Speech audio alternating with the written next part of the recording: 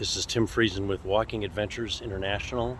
I'm in the St. Louis number 3 burial area cemetery in New Orleans, and behind me is a typical tomb here, and you'll see numerous names there. And you may be aware that in New Orleans a lot of folks bury their dead above ground, and never knew this before, but a really interesting system that the Catholic Church anyway has is when somebody is buried, they're buried above those bolts.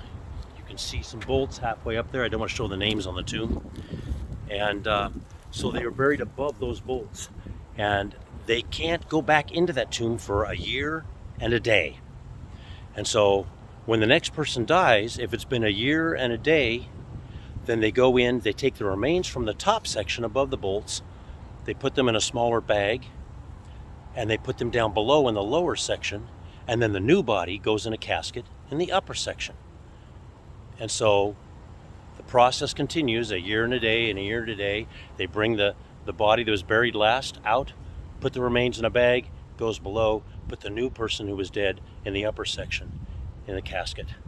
And if you have a family that has the audacity to have more than one person die in a year's time period, where do they put them?